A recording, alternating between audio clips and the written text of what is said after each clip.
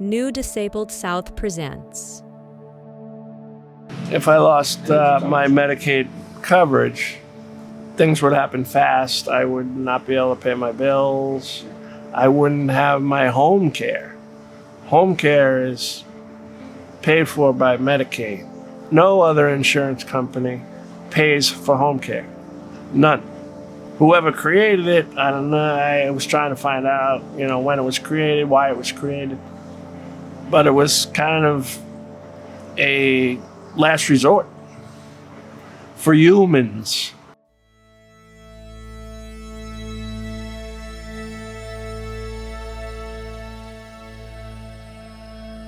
In South Carolina, where Confederate monuments still tower over state buildings and poverty runs deep through the Low Country, Michael navigates dual eligibility from a wheelchair, a quadriplegic who refuses to be silent about a system that treats him like a parasite.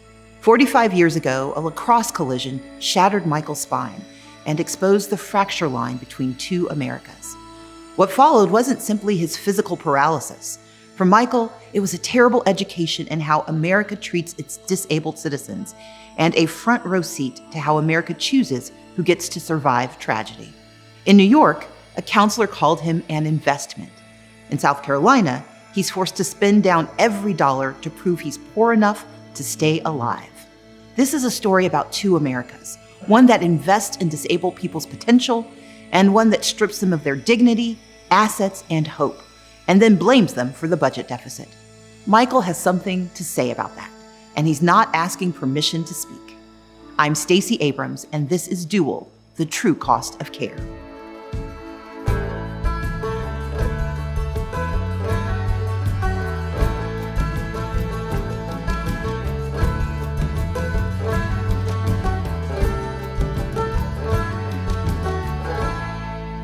Dual, the True Cost of Care.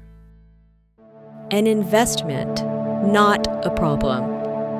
Michael's story begins at SUNY Brockport, where a collision during an intramural lacrosse game changed everything.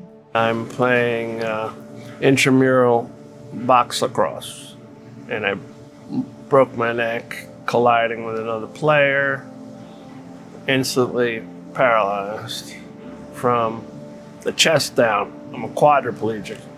After months of rehabilitation, Michael found himself navigating a new reality. But in New York, he discovered something unexpected, a system that actually worked.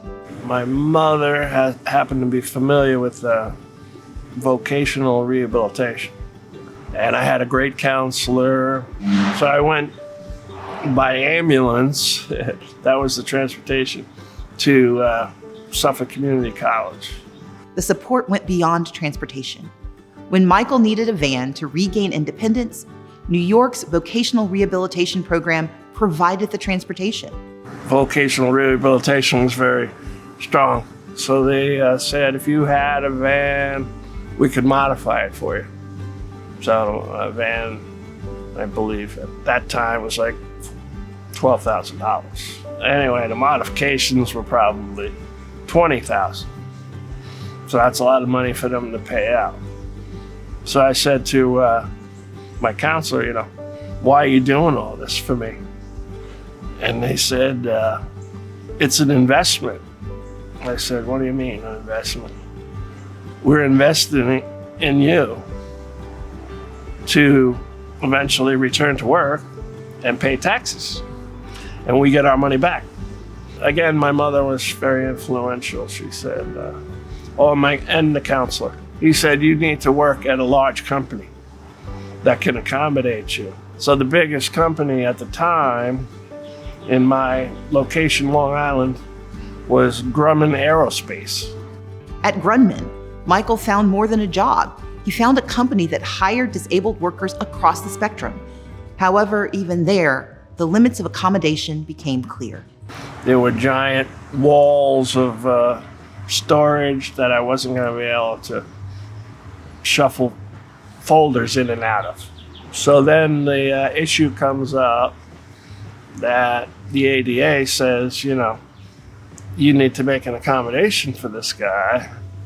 He could trade off doing the filing and somebody else could do the filing, and he could pick up some other aspect of the job, answering the phone or doing the actual accounting.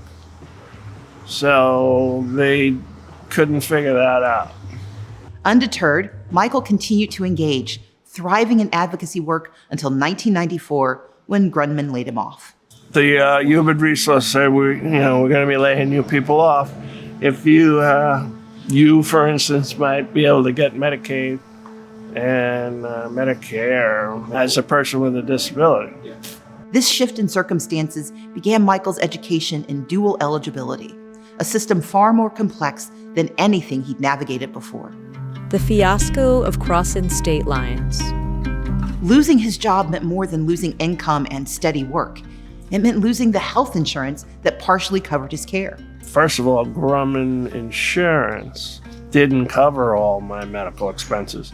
For instance, if you needed home care, we're only going to pay for 90 days. Michael qualified for Medicare quickly, but it only covered 80% of his medical cost. Yet for someone living on disability benefits, that remaining 20% might as well have been $1 million. I inquired about Medicaid. Well, what is Medicaid? First of all, people don't even know what it is. What is Medicaid? I had to learn myself. His first application was denied. The reason?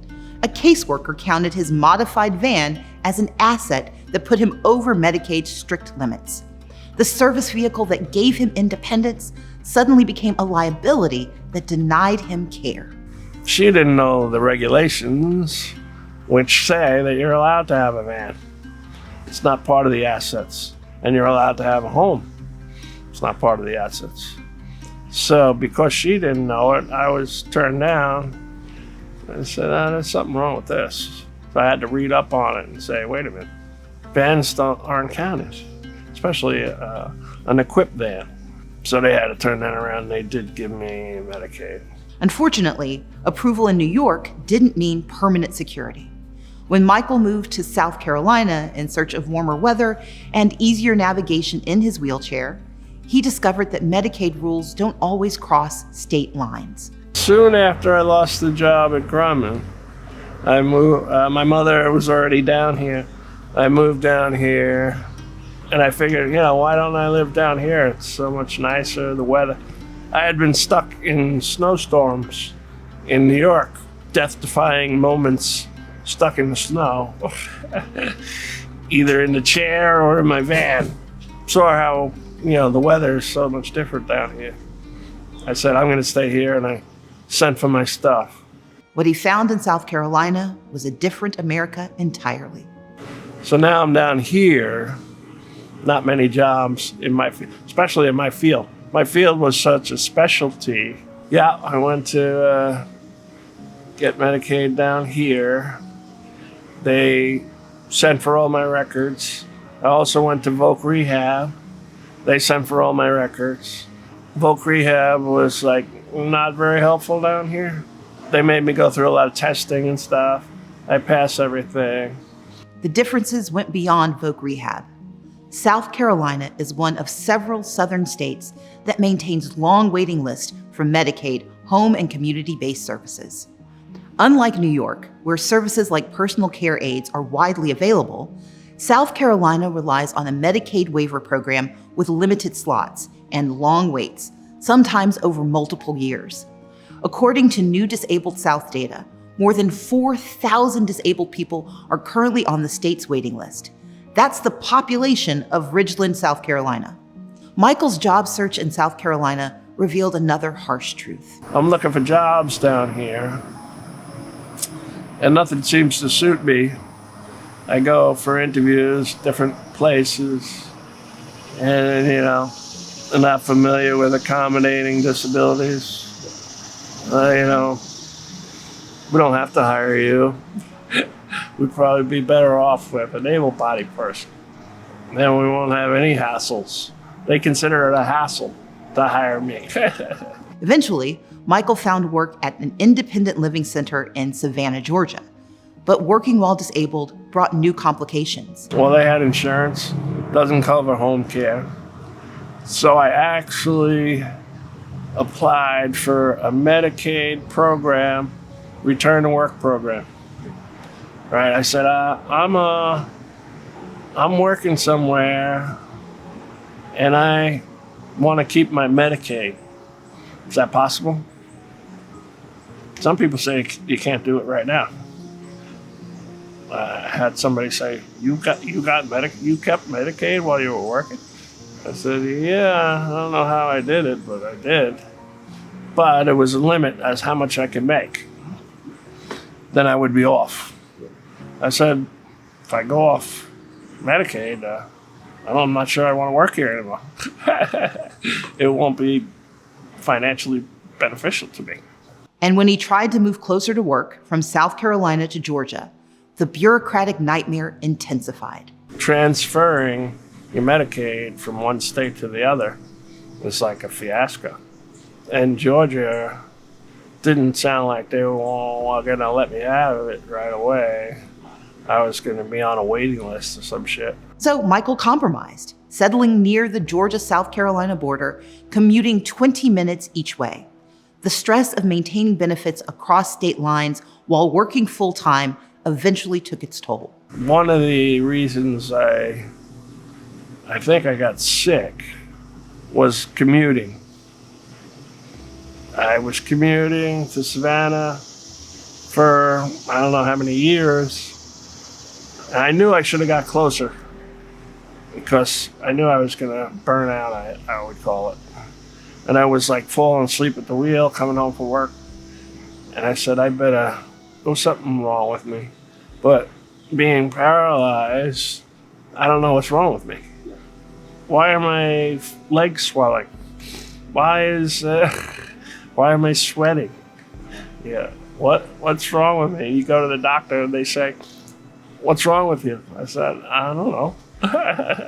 I'm asking you. It's a blessing that I can't feel anything. It's also not a blessing. Yeah. It's a curse. So I probably had something for a long period that was building up. Instead of like going out on leave or something, I left. They call me a parasite. Forced to abandon his job to protect his health, Michael faced the cruel arithmetic of disability in America, figuring out how to survive on benefits designed to keep you poor. I owned the condo in Hilton Head. That was the first thing I bought. My mother said, you need to buy a house. Don't ever pay rent. Best thing I ever did. You know, my mortgage is $600. You can pay that pretty easily with a Social Security check.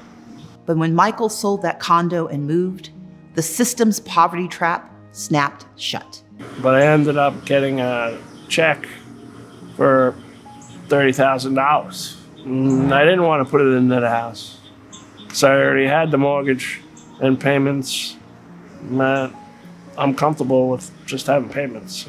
I'm not looking to pay off the mortgage. Somehow I put the money into a bank account. You get questioned every year as to whether you're still eligible. So this was in the middle of that. Out of nowhere, somebody called me and said, oh, how come you have money in your account? If your Social Security is linked to a bank account and you're on Medicaid, they can see your bank account and they check it. Right, so they checked my bank account. Why do you have so much money in it? I said, I just sold a condo and I'm in a new house now. I usually know the rules more than they do. I said, there's a pay down, right? There's a limit, there's a time limit on the pay down. You have to get rid of that money within a couple months. You can't, so I had to quickly think, how can I spend this money? I didn't want to spend the money, I wanted the money. I paid off my credit cards, I paid off my van. But I wiped out that 30 pretty easy. $30,000. For most Americans, that's barely a safety net. For Michael, it was too much wealth to deserve health care. The funny thing is they try to characterize people on Medicaid they didn't work, they didn't save like I saved, they didn't. But if you really look at the numbers of people, especially if you're older and you spend down into Medicaid, it's people who have worked their whole lives. It is people who have saved. Michael knows exactly what's at stake if he loses Medicaid. If I lost my Medicaid coverage, things would happen fast. I would not be able to pay my bills. I wouldn't have my home care. Home care is paid for by Medicaid. No other insurance company pays for home care. None.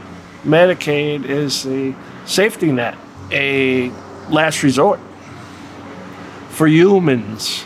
And yet, politicians continue to target Medicaid for cuts, painting recipients as drains on society. When politicians and pundits use loaded terms like fraud, waste, and abuse, they're often talking about folks like Michael, who follow the rules and yet end up on the wrong side of stingy, miserly regulations. Regulations that prioritize not giving an extra dollar rather than helping those near the edge of poverty get closer to self-sufficiency. I mean, the fact that they're even threatening that is blowing my mind. I'm like, wow. They called me a parasite. I'm a parasite because I have medical insurance in the United States? Get the fuck out of here. I'm supposed to be ashamed because I'm on Medicaid? I'm not ashamed. Michael's experience with South Carolina's system reveals how states use bureaucracy as a weapon against disabled people. I'm in a program called South Carolina Head and Spinal Cord Injury Program. It's a waiver of Medicaid. I have managers telling me what I can get and what I can't get. And I have to go through paperwork to get anything. They scrutinize every little thing. And depending on who's working up there, they could deny you for basic stuff. And then what happens when they deny you for basic stuff? You have to go buy it yourself. The math just doesn't work out. They don't give me all the home health care that I need. I go out of pocket for over $1,000 a month in home care. $1,000 a month, money that he is generally precluded from having unless he wants to risk losing benefits. If Michael were a company, the regulatory burden would be the target of campaigns. But because he's poor and disabled, the administrative burden becomes proof of concept. No, Medicare has never done home care at all. Yeah. That's a big problem with Medicare. But Michael refuses to be silenced. After 45 years navigating these systems, he has a message for those who would slash them further. What's available to me, I'm not afraid to ask. It goes back to that counselor telling me I was an investment. I'm not a problem. I'm trying to, contribute. And the volunteer work that I've done over the years, the hours that I've put in, every time I wasn't working, I was volunteering. Advocacy is volunteering. You're trying to make the system better, the community better, trying to get people to understand things. I consider it volunteer work. And plus, I help other people without getting paid. Michael has documented a careful list of the myriad ways a program ostensibly designed for his care has become a litany for how cruelly America treats the disabled. I'm not afraid. I'm angry. I'm not happy with the direction of the country. I believe healthcare should be a right. We have a terrible healthcare system compared to other countries, which seems absolutely ridiculous. This new government that Trump's created looks down on people, shames people for being on Medicaid. I'm insulted. The list goes on. DEI programs being demonized, due process being ignored, and the fundamental injustice of a system that penalizes work. When you're on Medicaid, getting a job isn't necessarily helpful to me financially. I say the incentives are backwards. I can't get off Medicaid, so I don't really make an effort. Even the equipment that could improve his life has been denied for decades. despite the fact that it could also reduce long-term costs for him and the system. Like a standing wheelchair, for instance, that only became covered a year ago. My whole career, 45 years, standing wheelchairs wasn't covered. And because it wasn't covered, I didn't have one, for one thing. My legs have atrophied and are stiff beyond repair because I didn't stand up enough. Michael's anger isn't abstract. It's grounded in 45 years of watching politicians smile while cutting lifelines. Yeah, somebody was saying, what's the definition of evil? And they said the main thing that makes things evil is that they find joy in hurting other people. Trump's grin, I'm cutting Medicaid. I'm going to knock a bunch of people off of Medicaid. Why are you smiling? Why is that? Is that a good thing? It's a human right. Michael has lived through two versions of America. One that saw him as an investment worth $32,000 in van modifications, and another one that forced him to impoverish himself to keep basic care. He's angry. His anger is earned, but so is his vision for what could be. Medicare for all, or, what things Bernie Sanders has been trying to submit bills all along, and he gets shut down. It's a human right, I believe. It's a human right. Like other countries have done it, and people like it. Why wouldn't we do it?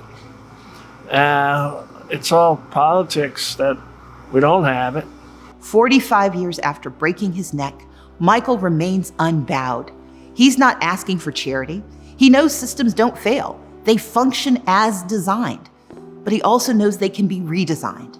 He's demanding justice, investment, not abandonment, dignity, not degradation. Because Michael understands something fundamental. He was never the problem. The system is. It costs Medicaid about $1,000 a month to keep Michael at home. A single hospitalization for a preventable pressure sore, up to $30,000. The math doesn't lie, the priorities do. This is dual eligibility in South Carolina, where crossing state lines can cost you care, where $30,000 in savings makes you too rich for Medicaid, but too poor to survive without it. Where he's denied home care that only costs the state $1,000 a month and could prevent hospitalizations that would cost tens of thousands. Where disabled people are called parasites by politicians who've never spent a day navigating these systems. Michael has navigated them for 45 years, and he's done being polite about it. I was an investment. I'm not a problem. Join us next time as we head deeper south, where the gaps between promise and survival grow even wider, and the cost of care becomes the cost of life itself. To learn more about Dual, the true cost of care, tell your dual eligibility story, or to get involved, visit dualcostofcare.com.